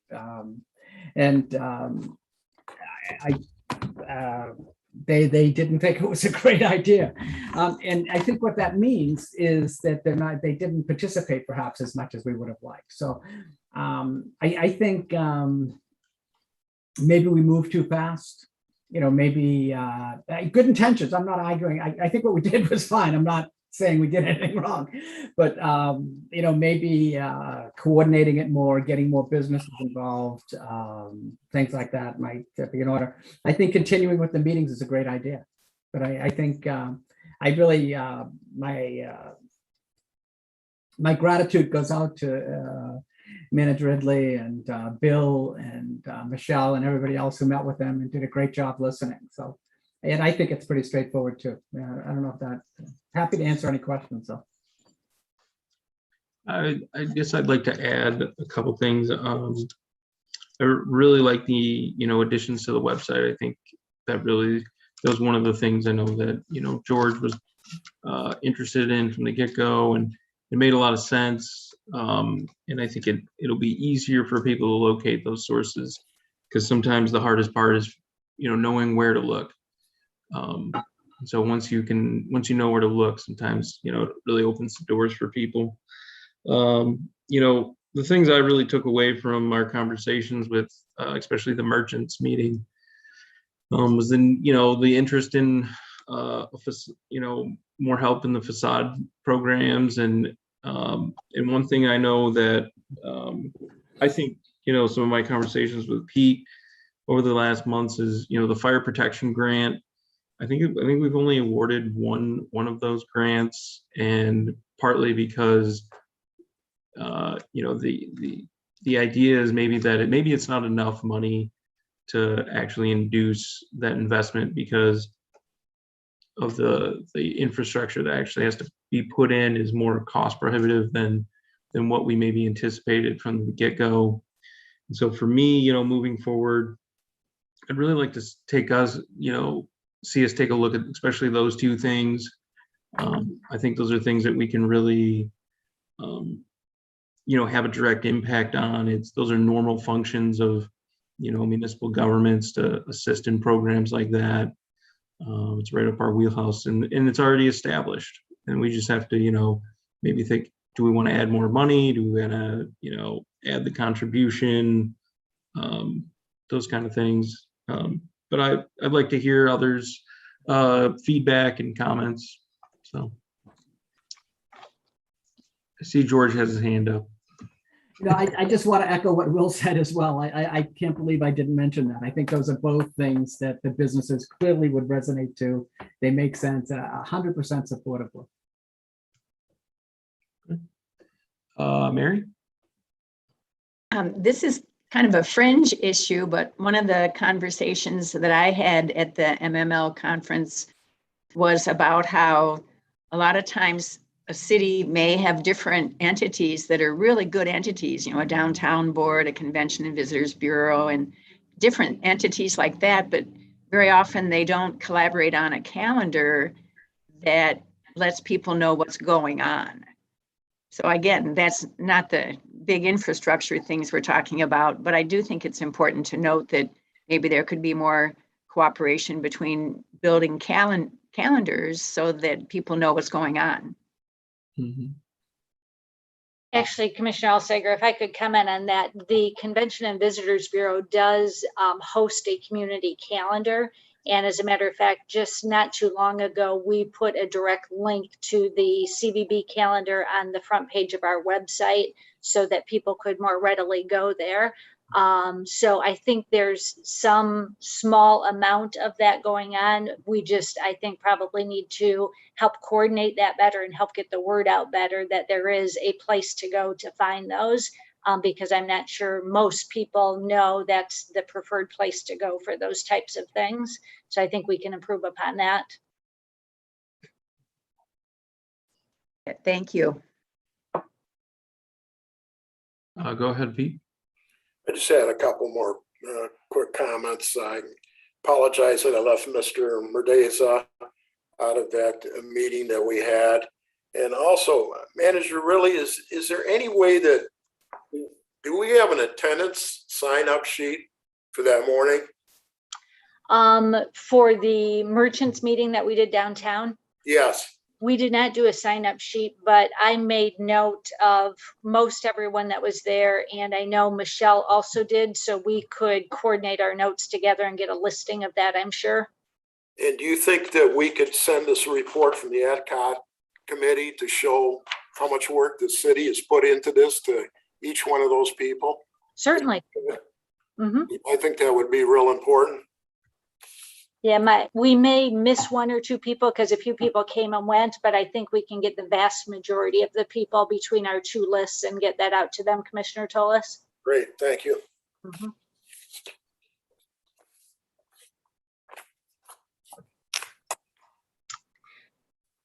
I'll go ahead, Lori. So was the consensus that the merchants downtown prefer to have the street not closed, I should say? They prefer not to have it closed. Okay. And I'll tell you, one of the major reasons, Lori, was that most of the businesses are closed by 2:30, 3 o'clock.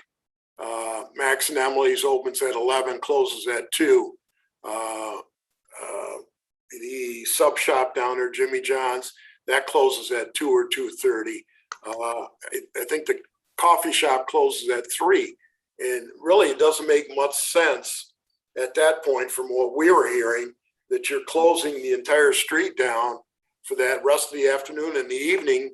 And there's nothing basically open except Midori's in the evening. So. Okay.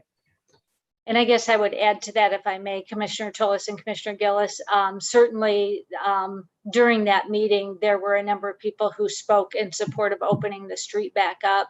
There are some businesses who maybe have benefited from having it closed that weren't at the meeting, that have really liked having it closed and have felt that it has helped their businesses.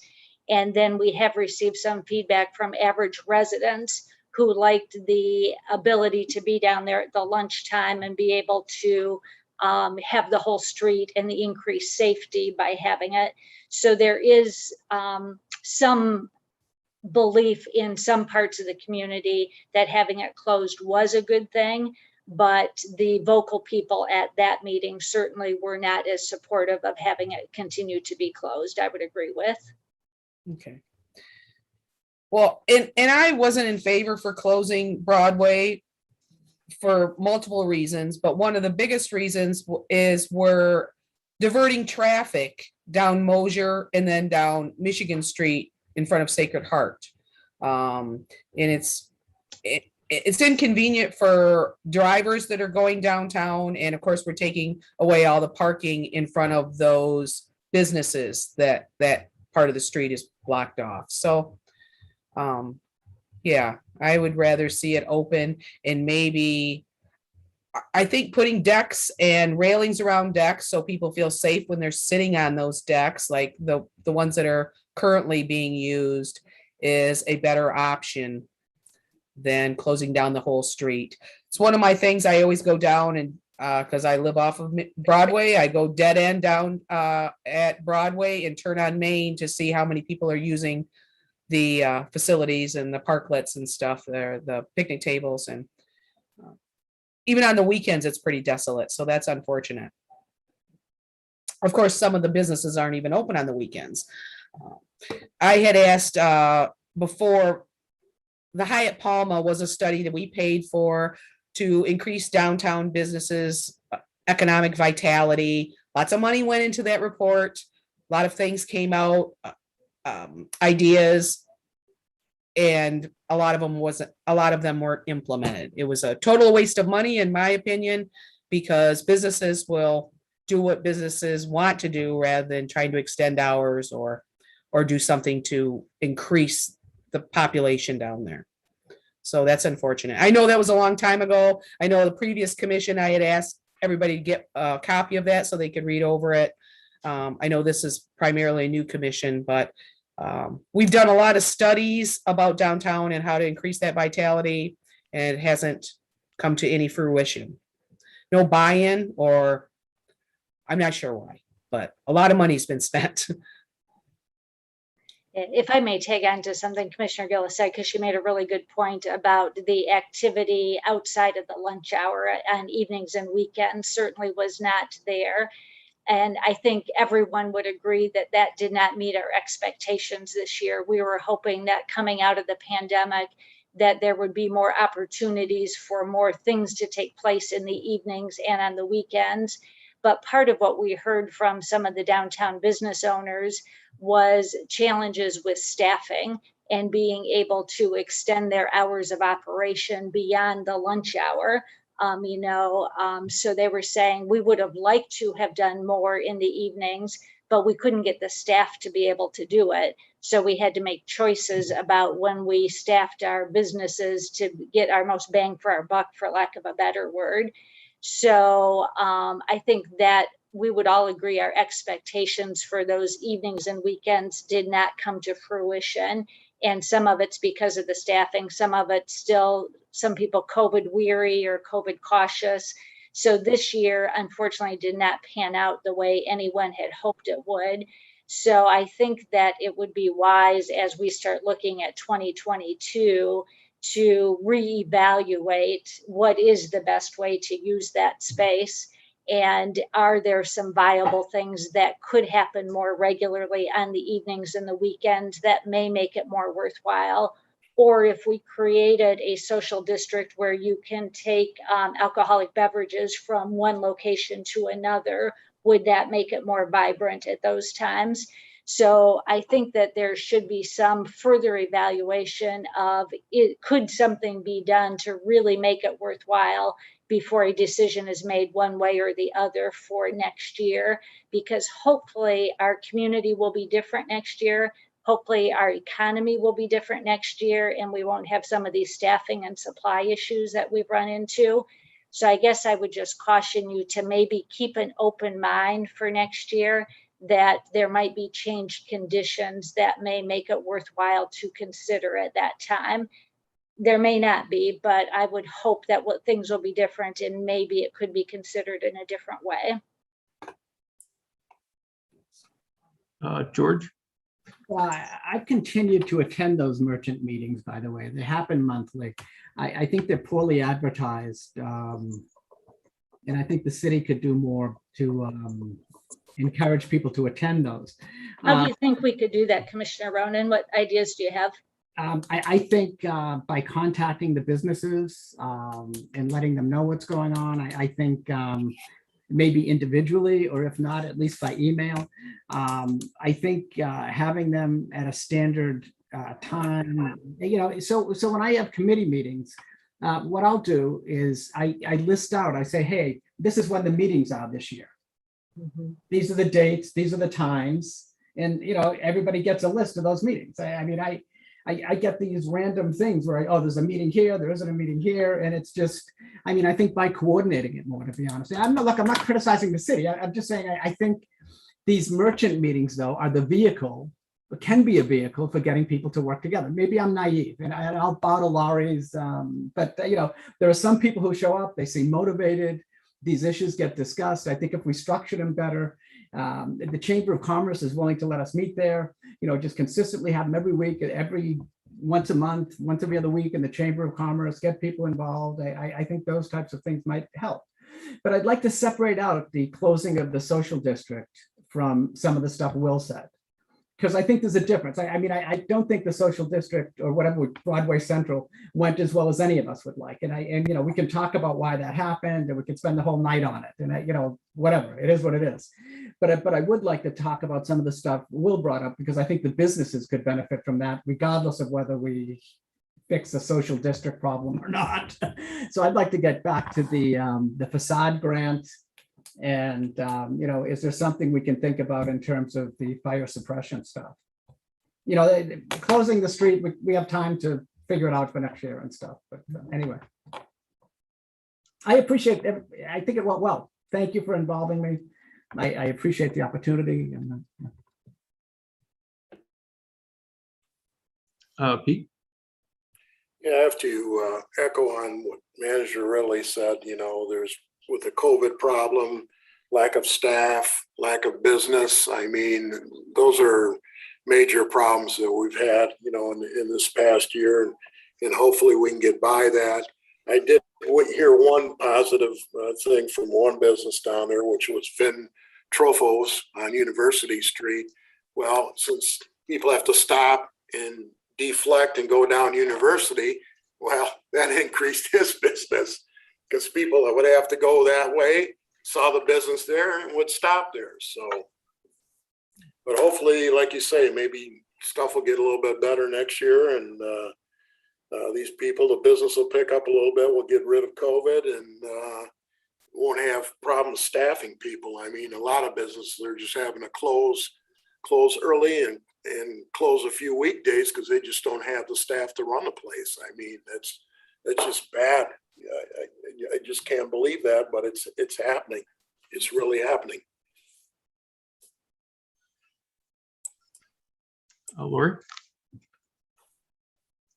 Yes, I do just want to throw out an idea, because we're talking about helping businesses, and I don't just concentrate on downtown. I also think of the Mission Corridor. So I just want to throw out an idea, not specifically from the ad hoc report or the staff report. We are aware of Taco Boy and the problems with the drive-through, and Mr. Baltarez, I hope I'm saying his name right, because I know him as Bob, not so much by his last name. We had said something about him going to the ZBA to see if they could work something out. And in consideration of trying to help our small businesses and our owner businesses, not corporate businesses, small businesses that are not corporate, I was wondering if the commission would consider waiving the ZBA fee for something that he is already doing currently because of COVID, and that we allowed him to increase his business through drive-through, because of course his dining area was closed at certain points of this pandemic. And rather than taxing him for something that we've already approved because of COVID, it seems like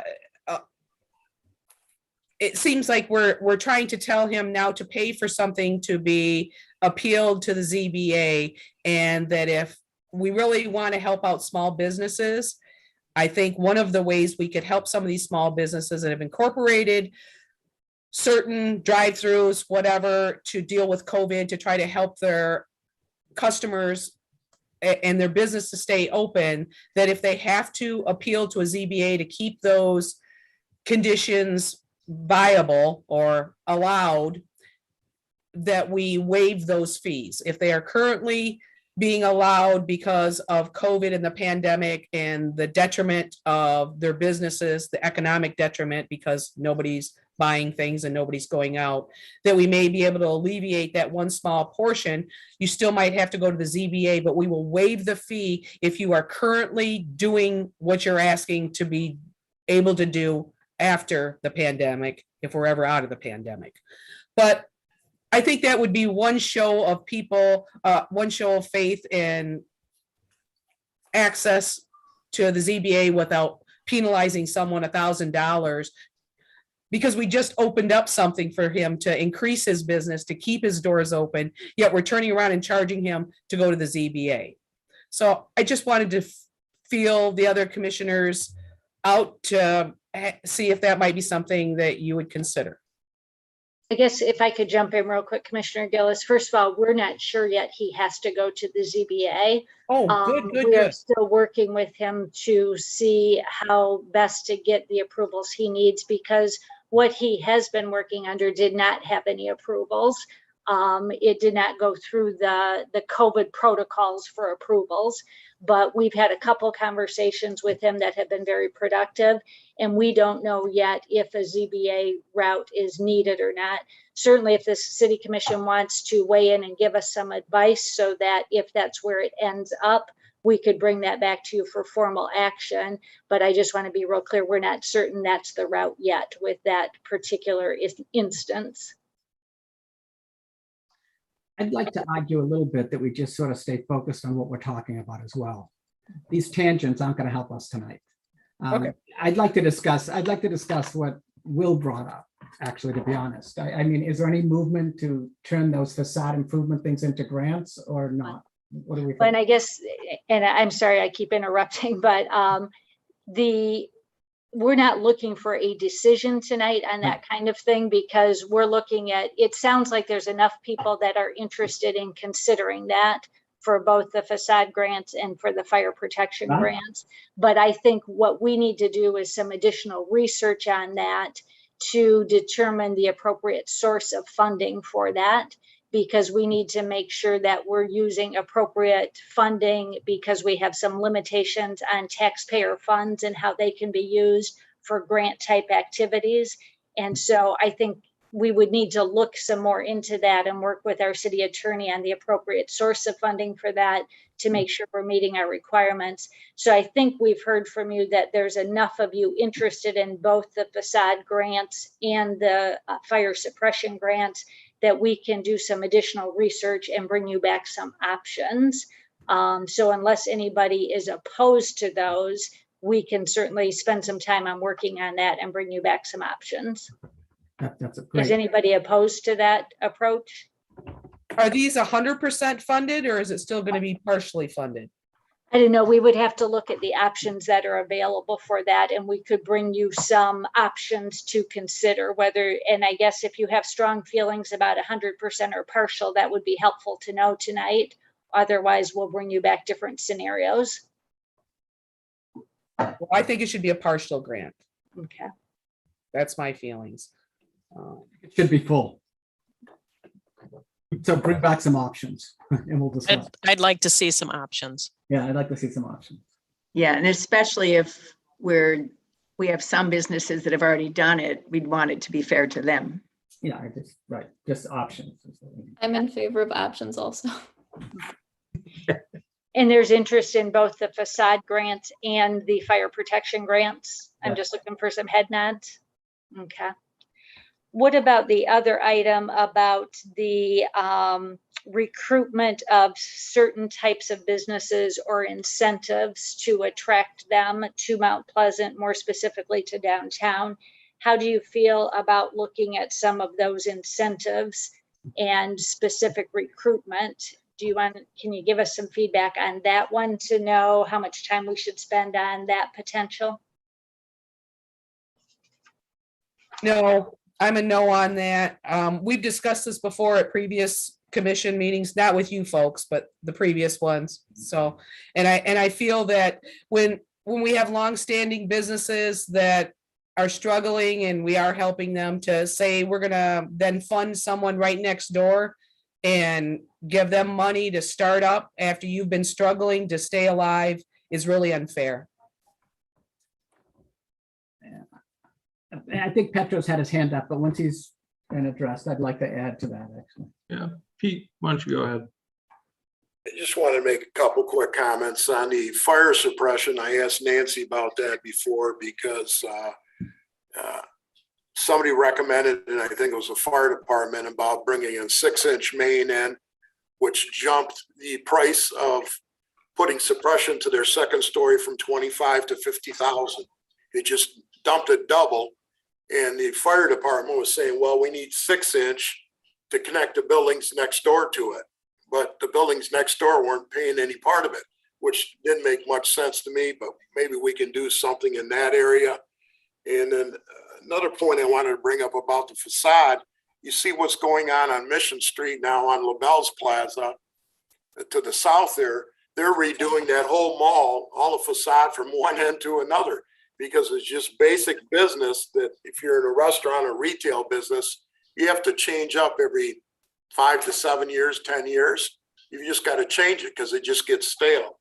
But the last thing, trying to incentivize, I think I would be a no on that. But the other things I would be for, and I just don't understand why the fire department went from 4-inch to 6-inch, which jumped the price of it $25,000. It just didn't make sense to me. And it would only be fair to have the buildings next to it pay part of that. If they're going to make them put a 6-inch in, then those buildings should have to pay for part of that 6-inch. And I think that would help matters out a little bit. Mr. Tolis, I think I've gotten back to all of you on that before, that that's not a fire department decision about the size that is needed. It's determined by the engineers. And actually the data we had, that going from either a 2-inch to a 6-inch or a 2-inch to a 4-inch does not make that significant of a difference in the cost. So I can send that information out to you again, but I think we've provided that before to indicate that that's really not what the holdup is on those situations. Okay, I must have understood it, man, really, because you did send the stuff to me and I looked from 4 to 6-inch. And then I talked to Tom Manelli from Rubbles and he says, well, I can't do it now because I was going to put the 4-inch. It was 25,000. Now it's 50,000 because I have to put a 6-inch and have it hooked to both businesses next to me. Well, he only has one business to the west. There's an alley to him.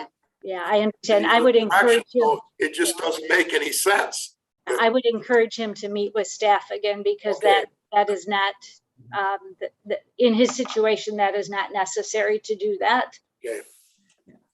I'd also be a no on the searching for specific businesses, but I'd be a huge yes on enhancing this website so that anybody who wanted to do a startup can get the information they need and to support those startups. So I'd be happy to do funding for startups, but I think cherry picking businesses, I just don't think, I'm just not optimistic.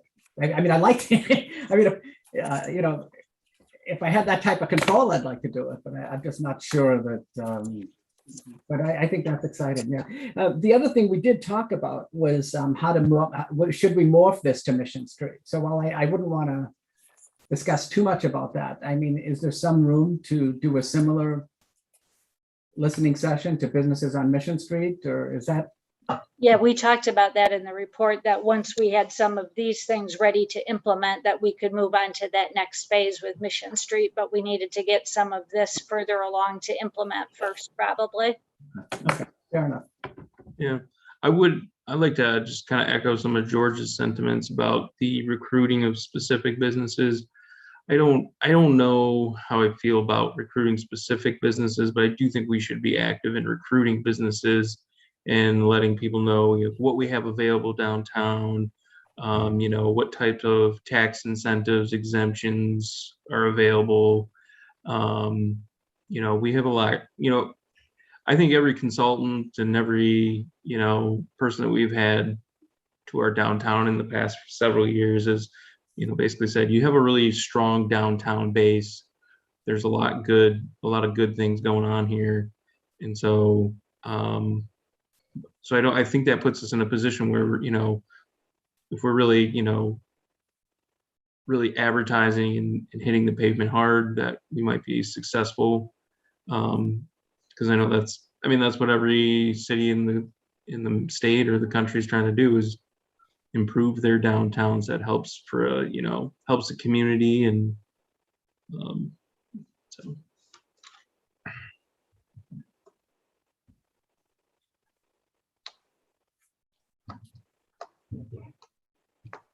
go ahead, George. You're muted. I'd also like to express another kudos to Bill and everybody who's working diligently on that property on the corner of Broadway and University. And, I pray that they're highly successful. I mean, everybody's working hard to get that project underway. And, that's a good example. I don't care what, I don't have a particular, does it need to be a steakhouse or something? Or does it need to be, I have no idea. But getting that property underway, I mean, people are working hard for that. And that's very exciting as well. The city's really, the city offices are really doing a great job with that. So, we just all work together, right? I know we've had a lot of discussion, I think, between George, myself, and Pete, and a little bit of Lori. Are there some other comments from the commission that we're not hearing, that even if it's just brief on the report?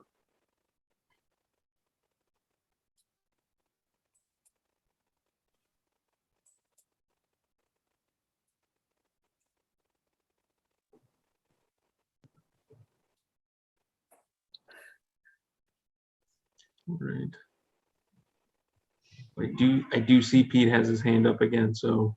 Yeah, I hate to do that, Will, but I just wanted to bring up one point that I watched on TV 9 and 10 last night. It was a CMU graduate that's starting a donut hole business in Mount Pleasant here, and they gave him quite the promo.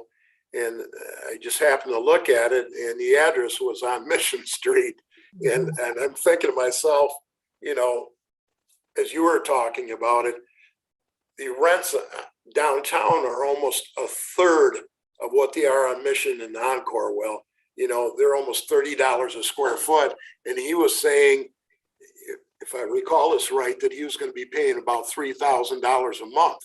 And most of those strip stores on Mission are 1,000 or 1,200 square foot. So he's about $27 a square foot, triple net.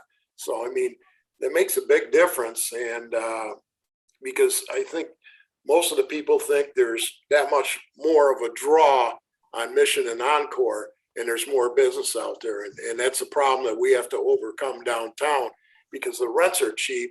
It's just trying to get people in the incentive to come down here and start something. And that's all I got to say. Yeah, and if you've ever had those Ignite donuts, they're very tasty. I haven't had them yet, but they look good. They look good. Yeah, he's been at the farmers market several times. I've been down there. Yeah, that's where they had him. Saturdays, where they showed him us at the farmers market. He was set up on the corner in front of that Vital Juice place in front there. So yeah.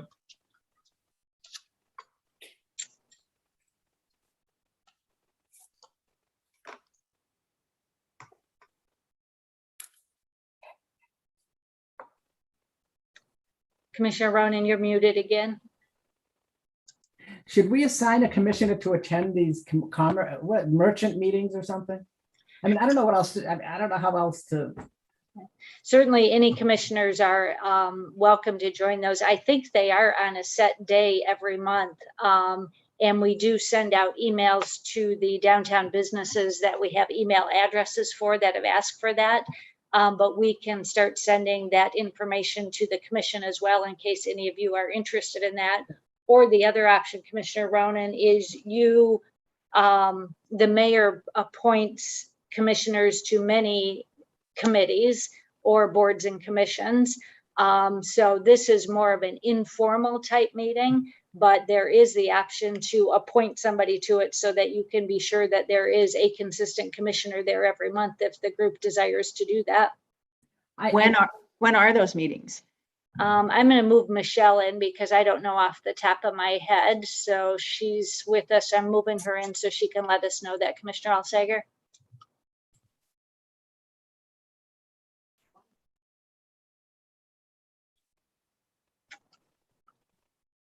So Michelle, can you let the commission know when the merchant meetings are regularly scheduled for? Yes, they are the second Thursday of every month at 8 in the morning. And then two, Michelle, we can't make out what you're saying at all. You might want to turn your video off. Let's see if that helps with your audio because we can't understand what you're saying.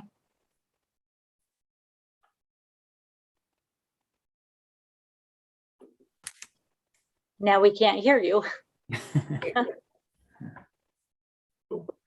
I heard Thursday at 8. Okay. I think I unplugged and plugged back in. Do I sound Yes. better? That's better, Michelle. Thank you. Okay, sorry about that, everyone. Let's try that again. They are the second Thursday of every month at 8 o'clock in the morning. And until our listening session, we had moved those online to Zoom, but we are now meeting at the Chamber of Commerce office, which is 113 West Broadway. So could I ask that we just get a list of those meetings? Because I'm thinking it's the second Thursday of Thanksgiving. I mean, are we meeting on Christmas? I mean, just to know, just get a list of those meetings for the year. Sure, we can do that. We could post somewhere. Because then I can give it to my office manager and say, hey, schedule me. Or it just makes it makes my life easier. Because I have like 100 different meetings I go to a week. Or not that many, but a lot. You know, it just, that'd be great. Thank you.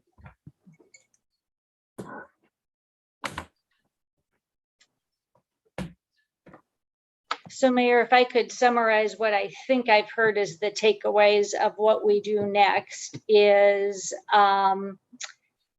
we're going to send this report out to the members who were at that merchants meeting in August so that they have the report. We're going to send all of you the listing of when the merchant meetings are, the specific dates of when they are. And then as far as getting back to the recommendations, we at the staff level, we will do some additional research with the city attorney on the options we have available for funding grant programs for both fire protection and facade grants, and make some recommendations about how those could be funded and what the guidelines would be, and bring those back to you in the coming months for consideration. And we will still work on attracting new businesses, but we will not be searching out a specific business that we're recruiting for, nor will we look at additional incentives above and beyond what is already on the books. But we will still continue to try to make it attractive for new businesses and make sure they know what is currently available. And then on the Broadway Street closure, we will reevaluate that to determine if it's really a good idea to have a complete closure next year, or whether some other things should be looked at. And hopefully we'll know more about what the economic activity is to know if it justifies any type of closure next year. I'm guessing that decision should probably be made in like March of next year. So that will come back to you once we have a better idea of what things are looking like as we get into the summer months. So I think that's the summary of what I've heard. So please let me know if I've got that wrong in any way. One question, Manager Ridley. What will be the opening date of Broadway right now? When is it scheduled to be open back up? It was scheduled to reopen on Friday, October 15th. Okay. And we do have two, well, we have a fairly large event this weekend that is scheduled there. The Craft Beer Fest is taking place on Saturday, October 2nd. And then we also have Farmers Market that is scheduled until October 9th. And some of those vendors at Farmers Market have found their preferred locations about where they like to be. And then the third thing that we already have scheduled is we have 3 more trivia nights scheduled. Those that would be a little bit easier to adjust, but those are scheduled for September 30th, October 7th, and October 14th. So I guess that's a long way of anticipating the next question about whether it could be opened prior to October 15th. My gut tells me the soonest we could open it up based on the Farmers Market and the Craft Beer Fest would be October 10th, would be the soonest that we could open it based on what's already been scheduled. That answered my question. I read your mind well, didn't I? Yeah. But if you would like, we can look at canceling that last trivia night and get it open on October 10th or 11th, that Sunday or Monday, if the commission would prefer that. It's only a couple days difference, but we could certainly do that. Well, it's a decision the whole commission's gonna have to make. Anybody have strong feelings about October 11th versus October 15th? My only thought is I happened downtown for one of the trivia nights after it had already been going for a while, but they were down to 2 tables. And before that, they had 5 tables. They said some of the tables of trivia participants that weren't there were teachers, they thought. So it might be losing a little bit of its popularity. Yeah, I think it's been inconsistent in how many people have attended. Michelle, can you comment on how many were at the most recent one? Hi there. Yes, there were 3 teams that started. One ended up leaving early. They had childcare issues, what I understand. I don't have all the particulars because I was at the MML conference. But you're right, it has the most we've had was 8 teams, 32 people. And then we've had a couple of nights where it's just been a couple of teams. So it's feast or famine, if you will. So would you have any concerns with canceling the last night of October 14th? No, I wouldn't. Okay. I can make those arrangements if you'd like. Okay. So are you guys comfortable if we look to open the Broadway on Monday, October 11th, first thing in the morning? Sure. I don't know. Doesn't matter. Yeah. I don't know. Yeah. Michelle, does that mean that even commissioners could probably go to the trivia night and win? Yes, you can certainly attend and take your chance at winning some lovely gift cards. Yeah, and George, it starts at 6 p.m. Okay. 6 p.m. sharp, yes. And there is one this Thursday at 6 p.m. And we want to plan ahead to have a team. Yeah, right, exactly. Well, we'll talk. Okay, any other feedback on the ad hoc committee's report or our next steps? I just would want to say thank you to our commission members who put in the good work. Thank you. I guess when it came to looking at other possible incentives, I guess I didn't want to close the door necessarily on that.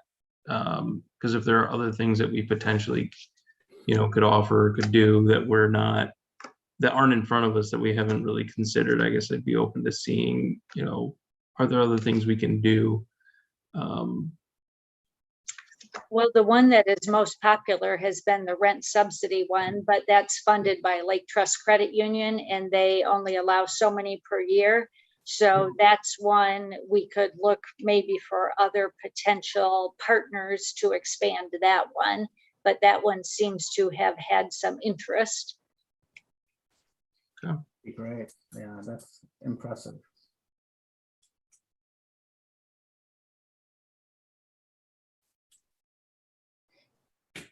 I'd like to say thank you to the city for all the effort they put into this too, by the way. I mean, it was a heavy lift and even just organizing them, if you remember, even just organizing the meetings, what do we have, like 20 people at once? I mean, it's just a great job. I mean, a lot of work and, but it's appreciated. I think, you know, if we can get some movement, it's all good, but thank you.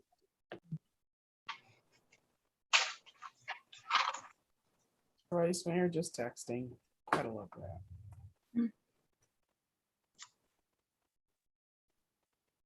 All right. Anything else for the good of the gander? Okay. Well, I'd like to thank staff and everyone for a great meeting, and it's 9:03, so I think we can be adjourned. Thank you, everybody. Thank you.